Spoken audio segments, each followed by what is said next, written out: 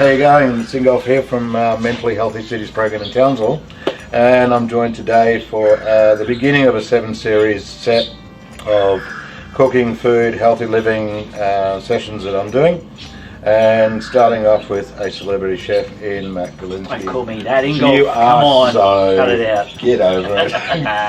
Thank you so much for allowing us to come to your home in Pomona. Yeah, it's nice to have absolutely you. wonderful, and we get to use some of the local ingredients down in this area.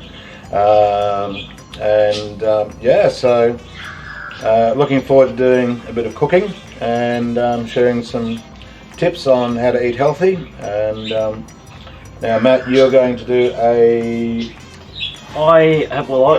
being in my local patch here, it's been good that I've been able to sort of pull together some local ingredients. We got some beautiful strawberries this morning, hey? Yes, I did. But I thought I'd do a sort of a very tropical dish.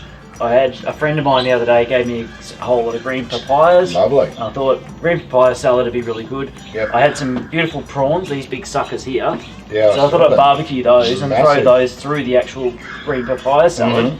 And then these little guys here, these are spatchcocks, and they're one of our local poultry producers, and they're just a young chicken. So a normal chicken is a size 15 or whatever, 1.5 kilos. This is a size 6. So nice and tender and sweet. Yeah, they are. And the beautiful thing about them, because this is our cooking medium today. Yes. It's very basic and simple, but that's often the best. And the beauty of using a spatchcock is I'm going to show everyone how to debone one. Fantastic, because I've never done it in all my years, so I'll learn. It's one of those skills that's really, it's a good skill to have, because once you can do a spatchcock or a chicken, you can do a duck or a turkey or a goose, or they're all the same thing. Exactly. Anatomically, they're exactly the same. So once you understand one, then you can do them all. And the beauty of using the spatchcock, these little baby small chickens, is that they barbecue very quickly. So if we cut them off the carcass, throw them on, get the skin all nice and crispy and golden, flip them over, pull the lid down, within sort of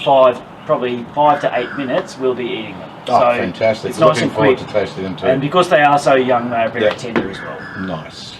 So I might get cracking. Yeah. While you say what you're going to do. I brought some Spanish mackerel down from Townsville, nicely frozen. So I'm going to do an entree of Spanish mackerel with a Spanish-influenced rock melon, lime, chili, coriander, lime juice, and fish sauce side salad salsa. And so let's get into it. That sounds great. So there's our fresh pieces of mackerel. As I said, it's not a main meal, so it's going to be an entree. Nice. A couple of bite-sized pieces like that.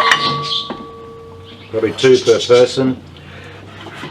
And so we've got some persons around here. I'll do a couple. Got to feed the camera crew as well. Yep, absolutely. That'll be a riot. Nice. Okay, so this spatchcock, so these, you can see here, it's just a little mini version of a chicken. There's nothing to it. People hear the word spatchcock and they go, oh, it's some weird bird, but it's actually not. It's just a small chicken. In French, it's called a poussin, but we call them a spatchcock. And the word spatchcock is the act of cutting them off the bone. So okay, I didn't know that. This what I'm about to do is called spatchcocking. Right. So what I've done is I've just taken the wing bones off, the sort of these wing tips, and the knuckles here of the legs, and then with the legs facing away from me, so pointing away, I'm going to run a knife just down either side of that breastbone. So, and this is something that it takes a bit of practice. So, if you hack it the first time, don't give up. Keep on, go back and get another chook and try again. And you're just following the rib cage. Basically, you can imagine a chicken carcass is round like that, like a tunnel. And so you're just following it round and then cutting off each side. So you end up, each half is a breast and a leg. So they just go skin side down on the barbie, and before you know it, hey presto, you've got a dinner. So as far as I know, that's like a Maryland in the chicken. It is. It's we call the breast bit the supreme. Yeah, supreme, and the Maryland. Leg is the Maryland. That's right. Yep, that's it. Okay, so I'll get these done, and then you crack on with those. So you're doing little sort of goujons of the fish there. We call that, don't we? We do. You do. That's got small bits of mackerel. Oh, yeah, small bits of mackerel. Bit of salt and pepper just for flavour. Mackerel's one of my very favourites, you know that. Oh, I better put some extra pieces on there. Yeah, I think you should. Finish that, fill it off. It's one of those beautiful fish, and it's funny thing is that, you know, especially where you're from, it's all like, you know, every fish and chip shop sells mackerel. Yeah. Well, you've got all these beautiful fish up there, all the reefies and that. You know, you've got snapper and coral trout and all that sort of stuff, and then you've got poor old mackerel, which is cheap and everything, but it's done right and not overcooked. It's just beautiful. Yeah. It's a great fish. Okay, so they're ready. I'm going to just oil them up a little bit. Now, we've got the barbecue absolutely cranking there, which is what we want, really, isn't it? I mean, the Weber barbecues are good for that as well, because if we want to get it really hot, we can just pull the lid down and turn it into a bit of an oven, and then that gets really sticky. You'll want that for your chickens. I probably won't want that for my fish. Yeah, that cranking. Well, tough. Ingolf, you're just going to have to deal with this. Cheers. Come on. Rightio. So, my chooks are ready, and what I'm going to do... my fish is ready. Yeah, we're going to start grilling at the same time. Do you want... now, what I'm going to do is I'm going to drizzle these with a little bit of sesame oil to go with my theme of the whole Asian theme.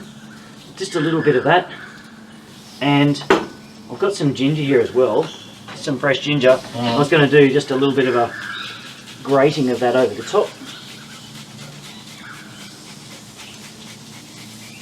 and then just to help the skin actually get all crispy, just salting them just before they go on. So nice. Rub that on, ginger, sesame oil and salt. Lovely. Alright, I'll slip in there at the beginning of my salad, and I'll buy your pot to clean my knife.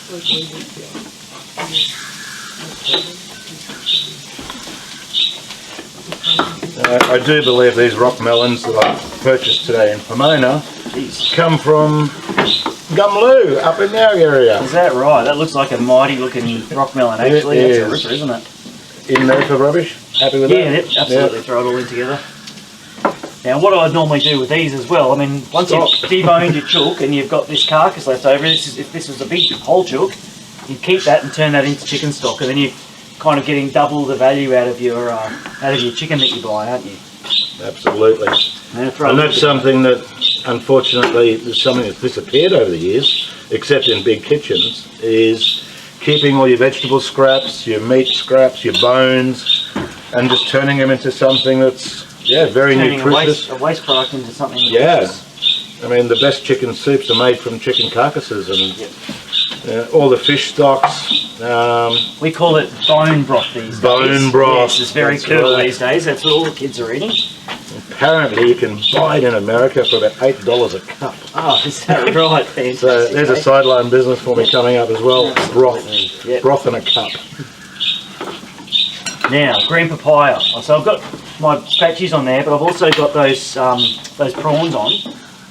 So they're all cooking at the same time. The prawns are just going to go through the papaya salad. So, that's beautiful. I'm going to pop that down and get that a bit hotter. So green papaya. Let's talk green papayas. These need to be rock hard. So the best place to get one of these is off someone's tree. So you know that it's a super green one. You don't want to start peeling it and it's actually yellow inside, because then you won't be able to shred it like what we want to do. So it should almost be a really pale green, almost white looking flesh. If it started to ripen up, it makes it very, very hard to shred. You smell that sesame, so yeah, that's nice. I like that combination of sesame and ginger.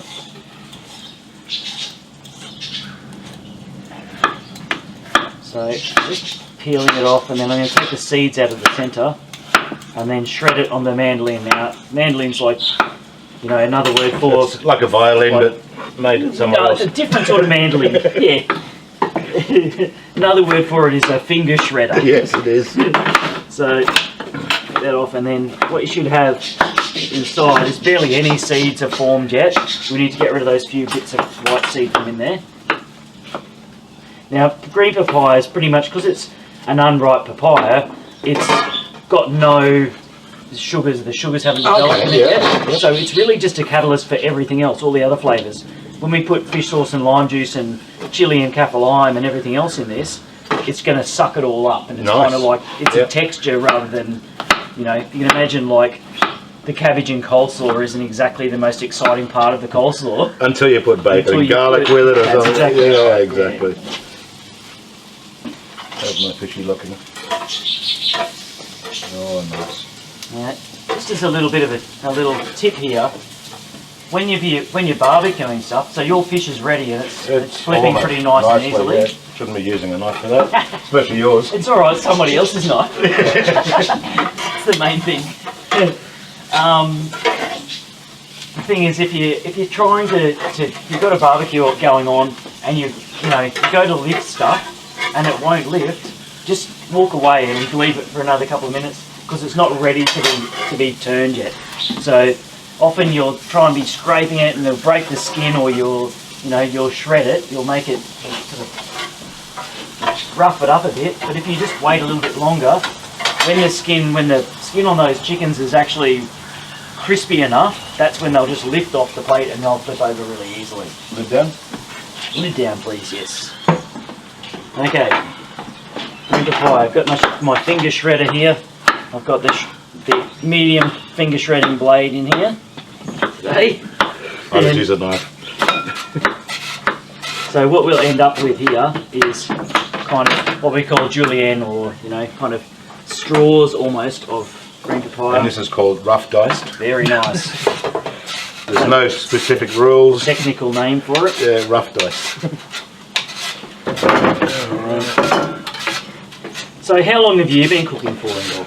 I started cooking under the guise of my grandmother when I was 9 years old over in Germany. Is that right? Wow. And when did you move here then? Well, when I was 9 and a bit after that.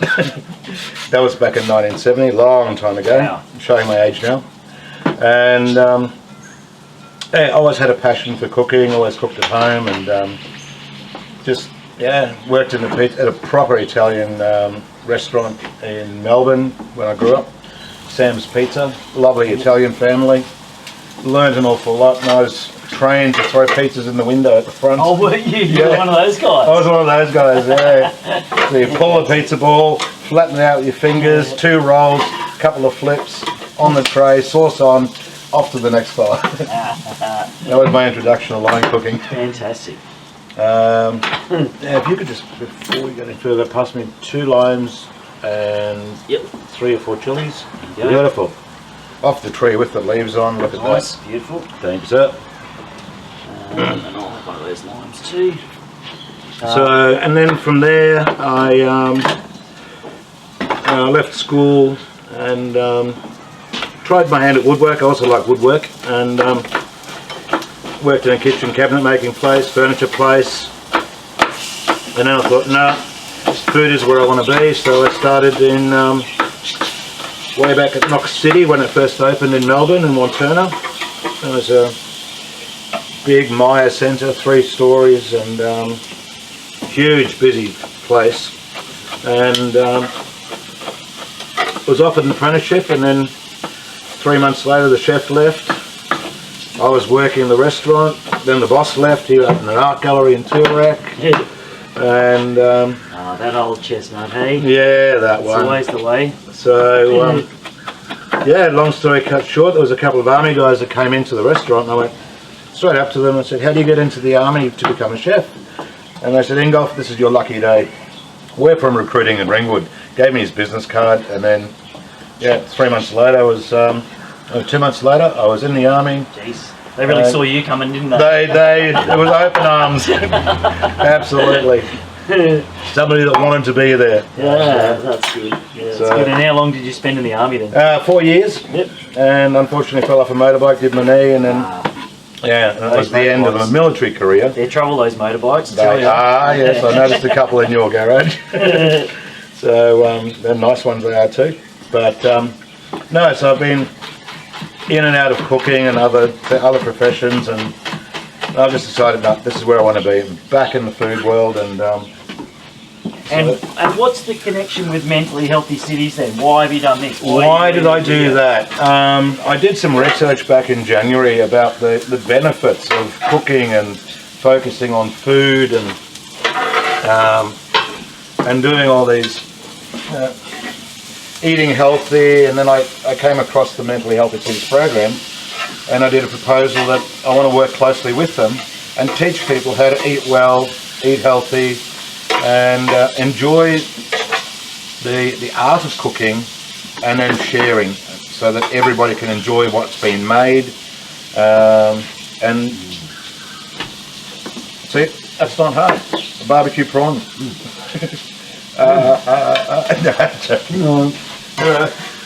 So yeah, and then I did some research and found a lot of very positive things in my research about helping people with anxiety, even PTSD and things like that.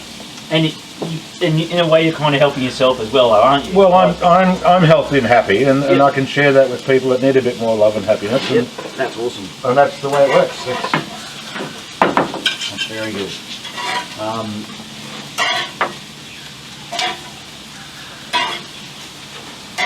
I've put some cherry tomatoes in there with that green papaya. I've got the prawns that I just grilled there, chopped up.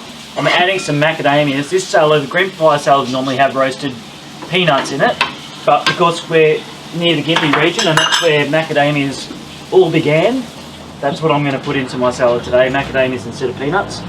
I'm putting some Kappa lime leaf in here as well. This is a beautiful flavour. This is kind of the taste of Thailand, isn't it? It is. Kappa lime leaf. Absolutely.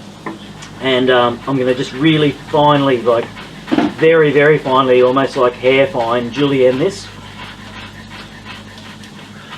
And I think, one of the things about the way we're everyone seems so disconnected from food these days that's what I forgot to mention. Yeah. It's made to it's almost like it's this otherworldly thing cooking, like people are afraid of it because it's no fear. And I think TV cooking shows probably have a lot to answer for, to be honest, because... And here we are doing another one. Well, we're not doing a 37-layered chocolate cake, are we? We're doing something simple. There's not, a dome that we have to blow with it, I'm going to some of that for mine, thanks. Into a sphere and hope that it doesn't crack before we get it to the table. We're not doing anything stupid. This is... And we're not stressing, we're laughing, we're having a great time. And that's what, I guess that's the message with it as well. I've been doing this, I wanted to be a chef my entire life. That's all I ever wanted to do from when I was a little kid, and I've been doing it professionally for 30 years, and I still love every single day that I get to do it. And me too. The moment I start prepping, buying food, I walk into a supermarket, that's my pantry. Kind of the message, I suppose, is that it shouldn't be something that you're cooking yourself a meal. Shouldn't be something you think of as a burden. You should think of it as being something that's actually fun. And it's the sole aspect of getting something that's freshly grown, appreciating it, bringing it together and turning into something that's really tasty and yummy, and not overdoing and a little splash for me too whilst it's in your hands. Absolutely. Thank you. Trying to keep things simple and not overdoing it. So in my little salad here, I've got the rock melon, chilli, parsley, coriander, a little bit of fish sauce, a squeeze of 2 limes. We've got very similar ideas we here, have. We, eh? And this is a Spanish-based thing, and you're a Thailand thing. Well, this is one of the things about creating any dish, but any dressing is a balance. It is. Yeah. And what we're doing here is you're putting salt and acid into that by adding fish sauce and lime juice. I'm doing the same thing: fish sauce, lime juice, and palm sugar. So I'm getting sweet, salty, and sour. And I've got my sweetness in the rock melon. Yep, it's already there. That's exactly right. So it's getting my dressing. I'll put some chilli in mine as well, I think. I could have given you some mine, should I? It's okay. Happy to share.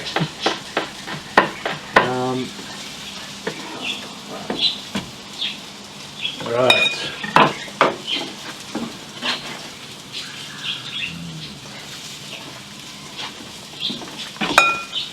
Now when I took that fish off, it was still transparent through the middle, and because it's hot on both sides, it'll just keep cooking. So try not to overcook your fish.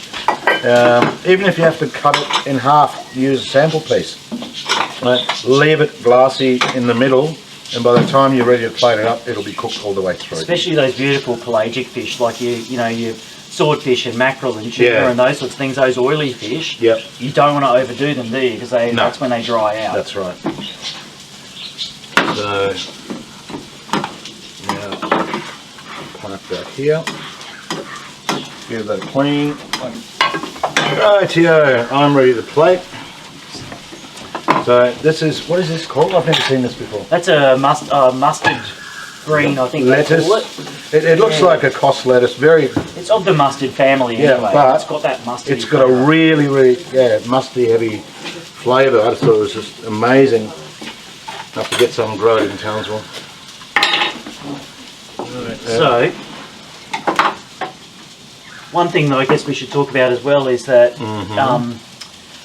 when it comes to cooking, one of the joys of cooking is going to the shops and looking at what's good, like exactly like we did to put this together, rather than looking up a recipe and then going and desperately trying to find all the ingredients for it and stressing out about it. It's better to actually go to the shops, see what's in season, what's looking good on the day. Exactly. What's coming locally, that's usually your indication of what's in season in your area. Like the strawberries, that sort of thing. They're here. You know, if you can't get green papayas, but it's mango season, you can get green mangoes, use green mangoes instead. Exactly. You know, so working with what's available for you. So when I go shopping, people say, "Oh, what do you want for dinner?" or "What are you going to cook tonight?" I don't know yet. Go shopping first, then we'll make up something. So I do that. See what's available, and if there's anything on special, that's my go-to. Yeah, specials are good. Yeah, I'm into saving money. Yeah, absolutely.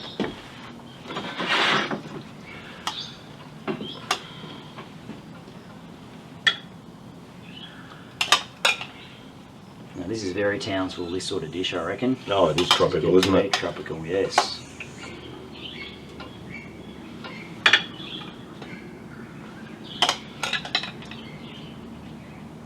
And how long have you lived in Townsville? I started in Townsville when I got sent up there with the army in 1978, 79. And, wow. So you would have seen some changes in Townsville. Oh, absolutely. The airport I arrived in looked like a wooden shed. And there was a steering wheel which represented the transport department, which had an old ringer telephone on it. Wow. And you had to pick it up and give it a couple of dials. And wow, yeah, I can imagine. It was very, very different. So. Yeah, absolutely. And it's a beautiful town. I've been there a lot of times. And yeah, it is. I really like it, but it's been through a lot of trouble, you know. Recently with floods and everything's going on up there. Yeah. And you know, do you think people are struggling up there? Oh, absolutely. Yeah. The economy has not been generous at all to a lot of people, and for those that know my past life, I was in finance and property and all sorts of things, and it's just sad to see what's been happening up there, and we've just been sitting and waiting for the economy to turn, and so, but we're still waiting, unfortunately. Yeah, I think, well, I guess it's the same everywhere, really, isn't it? But you know, Townsville going through those floods and everything, and that was just devastating. It was really feeling for everyone up there. So it's you know, you just this is something that can really help as well. Well, what you're doing is I've just been totally focused here. Yep. In this moment, and then I had to actually take my thought away to talk about Townsville, and but yeah, now I'm focusing back on. Oh, good. Okay. All right. Let's dish. Well, we've done it. Okay, we're done. Absolutely. Well, little sprinkle from me. Fabulous. Well, I think we should get a knife and fork and just sit down and eat this. What do you think? Let's do that.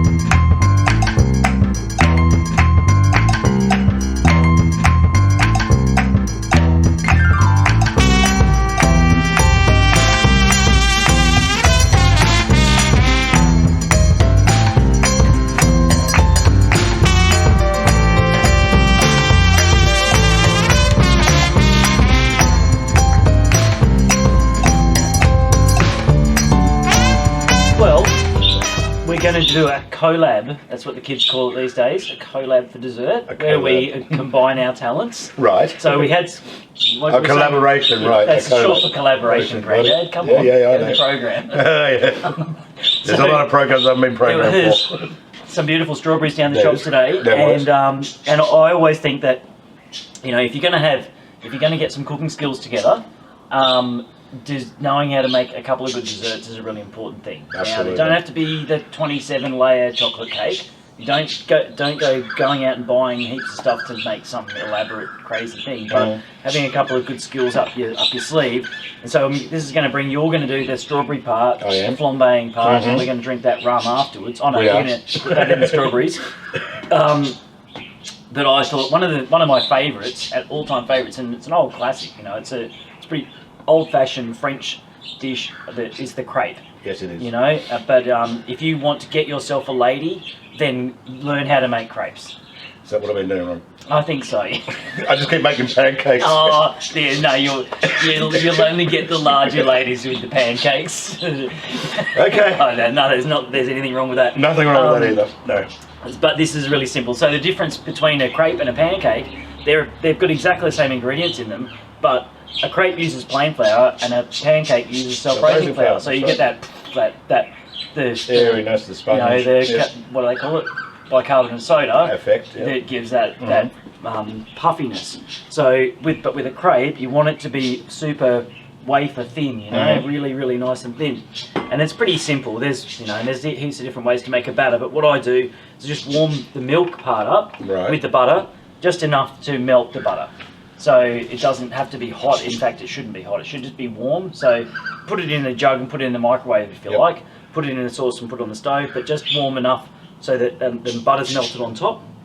And then in a bowl, a couple of eggs, and get them started first. So break them up a little bit in the middle, and then you're going to have ladies knocking down your door before you know it. One time a master of crepe. Absolutely. No, look, this is one of those ones, and it's a really good one to learn, and it's not hard. There's a few parts to the technique of doing this that you need to nail, but once you've got it, it's really pretty easy. You just sort of slowly working the milk in without adding too much at a time so that you don't end up with a big lumpy mess. Once it takes, then you can add a little bit more. And like anything else, if you're in the woodwork industry, you measure 2 or 3 times, then you make your cut. If you put too much milk in, you can't take it out. Then you got to start putting flour back in. That's right, yeah, exactly. And that's not the process we want. Yep. And you can see there, that's nice smooth batter. Just by now, we need it to be a lot thinner than that. But just adding a little bit of milk at a time, you're going to end up with a nice smooth batter. If you do make this and you end up with a big lumpy mess, then you can just pass it through a sieve. You know, it's the same thing. It's just you're just getting the lumps out of it then. So don't despair if this is the first part of the crepe process that goes bad for you.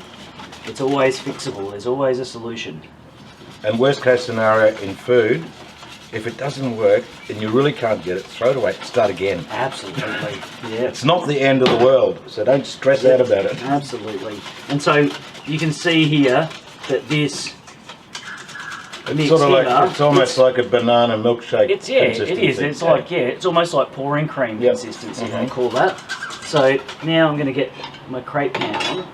It's my trusty old crepe pan. You can get yourself a crepe pan from any of the cookware shops, or probably you can probably get one from the supermarket these days. A non-stick pan is really good because then you've got pretty much no chance of it sticking to the pan. Yep. This is my trusty old cast iron number. One of the hardest parts from here now in getting it right is getting the temperature right, and I've done this a few times on a butane burner stove, and the problem with butane burner stoves is they've got on full bore or really, really low. So they've got nothing of totally crispy. That's exactly right. So it's hard on one of these, but what you've got to do when you're doing this at home is get the pan on about a medium heat and hold it there. Yeah. You know, if it gets too hot, so what you're doing, then they're going to burn. Drying it out more so than absolutely cooking it to a crisp. Yep. Excuse me. And then you can rub it with some baking paper and some butter or something like that if you like, or if you've got one of these, little spray cans. Modern convenience. Just use that. You know, much of a muchness. It's just there to help it stop sticking a little bit. And then what I always find as well is to get them all the same thickness, the same size and the same thickness, use a ladle or a spoon that's the the size that you need. The measurements so normally I use same, a small ladle for this. I couldn't find mine today, so it's I probably left it somewhere. But you want it to be if the same. If anybody's got his ladle, let me know. If you wouldn't mind bringing it back. Bring it back. That's great. PO Box 308. And the idea with this here is that you're using as little batter as you possibly can for these crepes. So you want them to be as thin. You should be able to pretty much see your hand through them. If the crepe batter's too thick, sorry, you can just add some more milk to it, thin it out a little bit. So it should roll around the pan quite easily. And what the problem I'm going to have here is that this is going to be a little bit too hot, and if I turn it down, it's going to take forever. But let's just go like that. It's looking good. Turning down a little bit. So now, at this point, it's just a matter of waiting until you can lift the edges up a little bit. You'll see them lift like that, and often you've got to be prepared that the first one is going to be your disaster one. If you test case. Yeah, this is just a bit of a disclaimer in case this one doesn't work. Good. No, but that's often it is that matter of getting your temperature right and then making sure your batter's the right thickness. And then once you've got that rolling, you're fine. So be prepared. But the good thing is that if you stuff up the first one, it's still edible. You get to eat one. So it's not all bad. No pain in that. What you find is that the edges, you lift them and you'll be able to just, there you go, look at that. Oh, beautiful. And so just that little bit of colour is nice. That batter to me is probably a little bit thick. And the pan, see, it should be kind of smoother than that. It should be like that all over. Whereas that, it's hit a hot pan and it's set straight away, and that's where you get that ruffled sort of effect there. So when that's ready, and when you flip it over, it's really a matter of kind of 5 seconds on that side. Flip it out on the bench and let it cool down. And it won't stick to the bench, it'll be fine just like that. Good. And just keep on going. So you want to start on the I will. I'll start on my strawberries and then I'm going to make some white chocolate custard to go with this. Oh, that's another skill everyone should have, is be able to make proper custard. So what are you going to do? We're kind of going real old school. We're like a couple of old boys, aren't we today? Way back.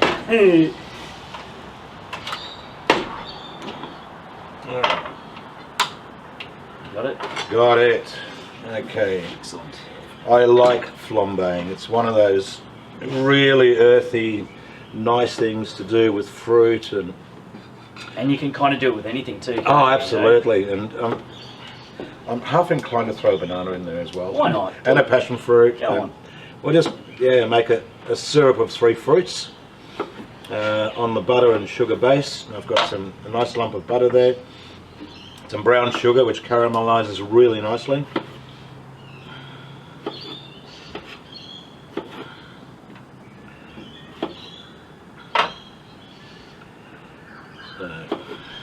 How the crepes coming along? Beautiful.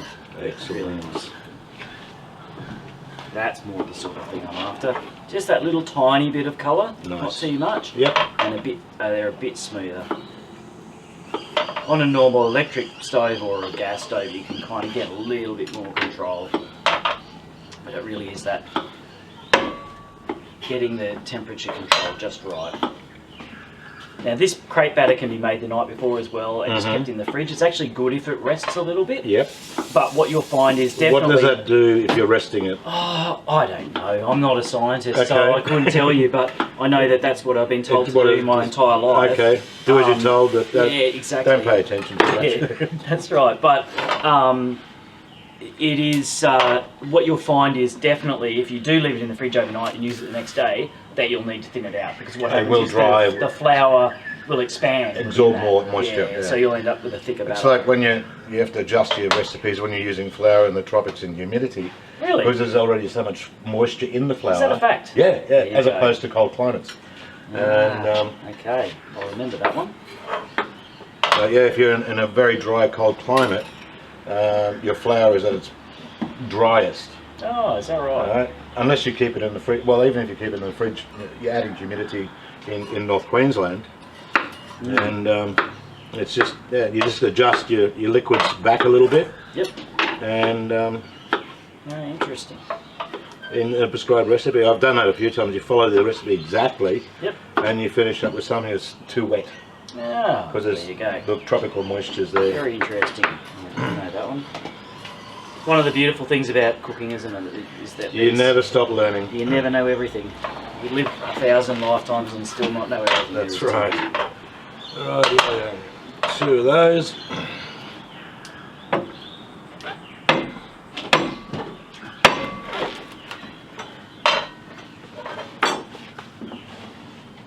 Right, so we're adding our butter.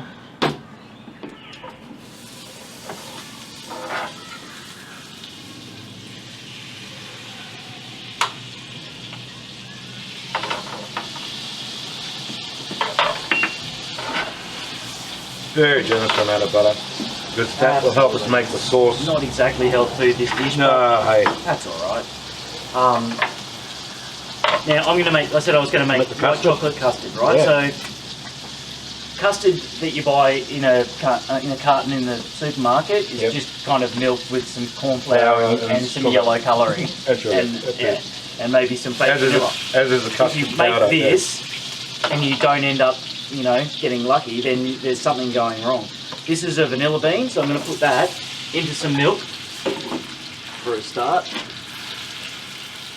And with a vanilla bean, you cut it down through the middle, lengthways, like that, and inside. So these are grown up from where you're from, up sort of north of there. I've read about this. I've been to some of those Mission farms. Beach farm that's doing vanilla beans at the moment, yeah. And they just smells just like lollies, doesn't it? Oh yeah. Amazing. And it's full of all these little black seeds. So what you need to do is kind of scrape those out, and then we're going to throw the whole seed in there as well. So those will all disperse. You know when you buy good vanilla bean ice cream from the shop, it's got those little black dots in it? Yep. Well, that's what the bean this is. seeds, yep. Okay. I've actually got a vanilla bean orchard in the front yard. Have you? Yeah, it hasn't ever produced vanilla beans because I think I'm probably a little bit too far south. It's what I've been told anyway. It's a very much a tropical plant. But they are part of the orchid family, are they? Yeah, not? they are. And yet, It's a beautiful plant. yeah, there's orchids around here everywhere. Oh so yeah, absolutely. Yeah. maybe just a bit of shade or greenhousey or something. Yeah, around. possibly. Yeah. Warmth. Rightio, I've now just started softening the banana and the strawberries. I'm going to actually hold that now until the custard is ready, because the last part of this is very, very quick. So. That's the fun bit, isn't it? Oh yeah. I'm just going to change my gas over because I think I'm running low. Now, Passion fruit's going in.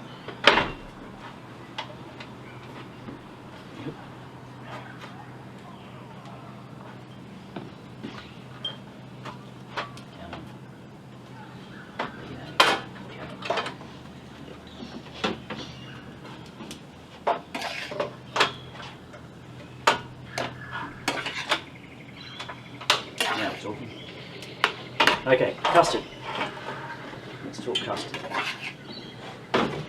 Milk on with the vanilla bean in it. Egg yolks.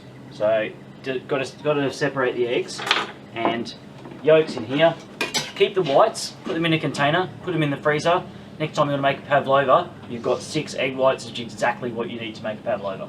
Okay, so you're not throwing the whites out. You're keeping them and saving them for next time. And I'll try and do a pavlova in one of my 7 series. Excellent idea. From scratch. Yeah, great idea.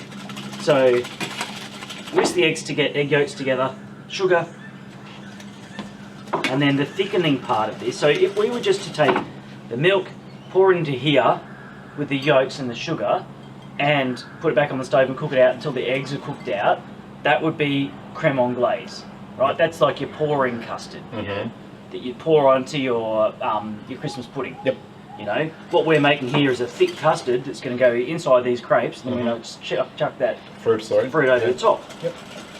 So the difference is, this is milk, eggs, sugar, corn flour is the part Is the thickener, right? Yeah. Beautiful. The thicker you want your custard, the more corn flour you add put to in. it. Yep. When does Okay, the white and then- chocolate go in? The white chocolate can go in right at the end because Yeah. it'll just melt through it. And then still have the lumpy bits, maybe? Oh no, No, I don't think it's going to survive. Okay.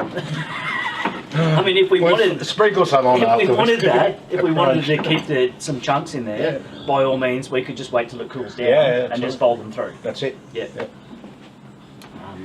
Just add a little bit more there. So whisk those all together. Something that's important is we don't throw everything in there all together, like the eggs, and then throw the sugar on and the flour and leave it sitting there, because the sugar starts to cure the eggs and then they go all disgusting and lumpy and horrible. Okay, so do this right at the very last second. Yep. While the milk's coming to the boil, then whisk these things all together so they're ready to go. Right. And then once this goes into here, we put it back onto the stove and we stir it over the heat until it boils. Beautiful. Okay, and then as soon as it's boiled, we've got custard ready to go. What you can do, this will be like a thick custard, like you'd get in like a custard slice. Oh, okay. You know, so a really solid consistency. Yeah, if you want something that's going to be a little bit lighter than that, once the custard cools down, then you whip some cream and fold that through it. And soften it down a bit. Soften it down.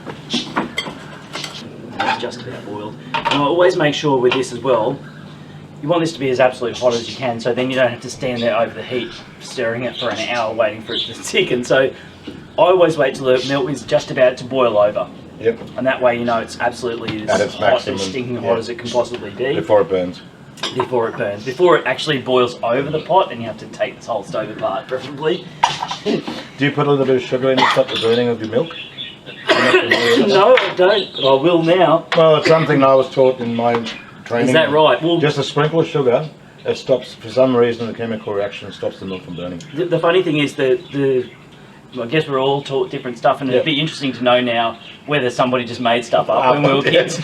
Well, there is a lot of that going on in the world. Absolutely, it's made up, it doesn't exist. I mean, we at some stage we all got sent to go and borrow the next door restaurant's banana juicer or their souffle pump or whatever. Or when I was in the army, it was a bucket of compressed air. Oh, of course. The sky hook. Yeah, the sky hook. Yeah, absolutely. But what I do to stop it scalding is you rinse the pot out with water first before you put the milk in, apparently. You see that's just about to go over, and now adding it in. Alright, and it pretty much, on this one. what we find is it should pretty much thicken straight away.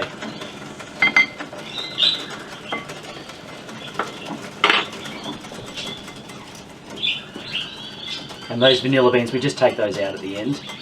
What we do, if we want to be really professional here, what you would normally do is strain this afterwards. Once it thickens, you pass it with a ladle or a spoon through a fine sieve, and then you know that there's no little lumps of flour or egg or whatever in there.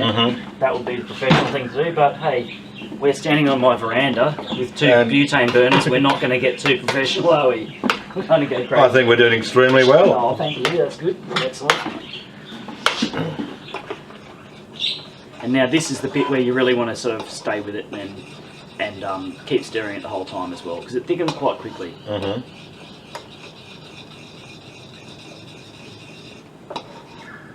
And because if you're making creme anglaise here, like I said earlier, you've just got milk and eggs and sugar. Then when you put it back on the stove, there's that danger that you can turn it into sweet scrambled eggs, basically, by heating it up too much. Once it's got the corn flour in it, it's actually pretty forgiving. Like you can kind of give it a bit more heat straight up, and it won't split on you so easily. So you just but when it grabs quickly. Yeah, from my experience. Yeah. Yep. Rightio. Well, I'm back to the boil on here.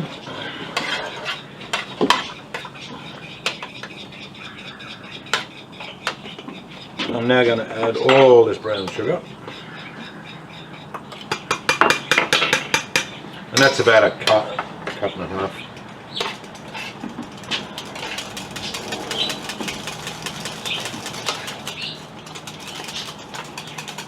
Oh, he's got it. He's got it. The custard there. Yep. Excellent. And then while that's really hot, I'm going to melt that white chocolate into it.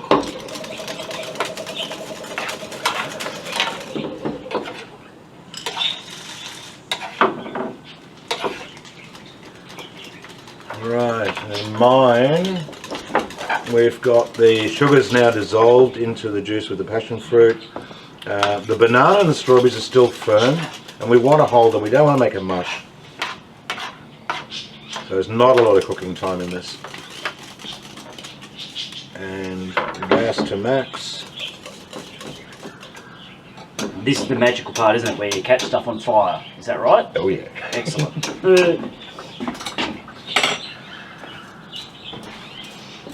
And your classic crepe Suzette, that's the orange one. It is, you know, and that's done by the waiter at the table. At the table, yes. Yum. Yeah. It's good. Hey. Yeah, that's good. Pretty good custard. So take the board. Yeah. I just got a spoon actually. I'm just going to. So what I'm going to do here, there's lots of different ways that you can present these now. You can just, like if we were doing this like a crepe Suzette style. Yes, it'd be triangle fold. Fold them like that, and then once they're flambéed, we slip them into the sauce and they soak it all up, and it's delicious, and we serve it with ice cream or whatever. If you want to, you can kind of fill them before you turn them, and I'll do them both different ways. So you can kind of chuck some of that custard on there and spread it around. That, and then fold them like that, so they're kind of like a filled cream crepe. parcel. Yep. Yeah, beautiful. And I'll do a couple like that. This is probably the easiest way to do it. Kind of can't really fail, and it's a nice way of eating them as well. Like that. Oh, that looks good. Or, if you like, and this is one of the ones I like to do, especially once this is cooled down and it's got that cream whipped through it, because it makes them like a light, like a, you know, a cloud basically. It's a really, really nice way of having them. But if you put a bit of that on there like that, and if you're cooling this down and you're going to put cream through it, then make sure you cover it with something. So scrape all the sides down, put it into a bowl, and then cover it with some baking paper or some Glad wrap. So otherwise you'll end up with this big thick skin on top, and you've got to scrape that off and throw it away. That's a shame. Okay, so with these ones, The I'm going to turn them into a nice little cigar shape like that. Oh, nice. That'll explode on the plate. It will, and that's part of the beauty of it. Okay, well I'm ready for adding my rum. And that was a good dash. Excellent. And of course this flame is not going to catch that, is it? Just as well I happen to have a cigarette lighter in my pocket. Excellent.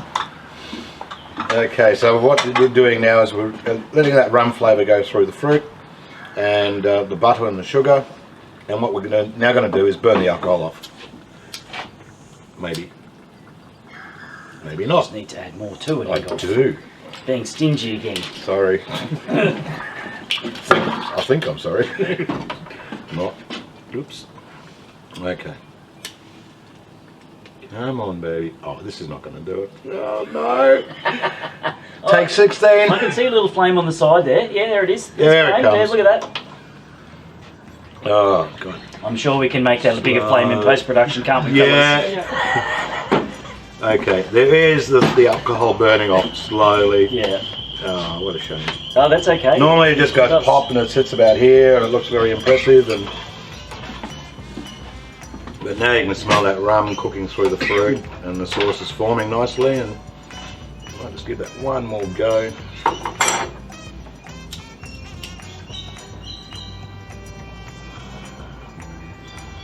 It's trying hard. I had to blame the can cooker. Yeah.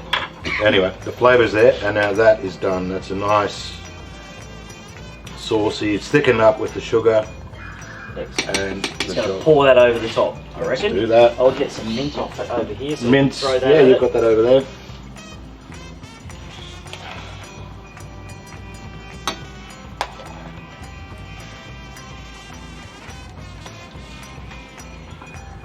So we've tried to keep the emphasis on all the good produce in Queensland and all the good things we get here, homegrown, including Bundaberg. Oh, Bundy's a great growing region, and you know, and Bowen and everywhere. That Whitsunday region, I've spent a lot of time up there working with the producers there, and that's an amazing region as well. No, we do some really good things in Queensland. All right, there you have it. Well, Beautiful. thanks for coming down. Thank you for having me. Nice to have you here. And hopefully in the future we can get you up to Townsville and yeah, I'm hoping to be up there for the barbecue battle next year. The real one. Let's see if we can get you up there beforehand. Yeah, that'd for be an great. excuse. Yeah, absolutely, I'd love to come up. So yeah. All right, guys. Excellent. Thank you, and yeah, thanks again. No worries. It's been an absolute pleasure. An army cook from a long time ago, cooking with a pro. It's just been a blessing. Thank you. No worries. All the best. Pleasure. Thank you. Cheers.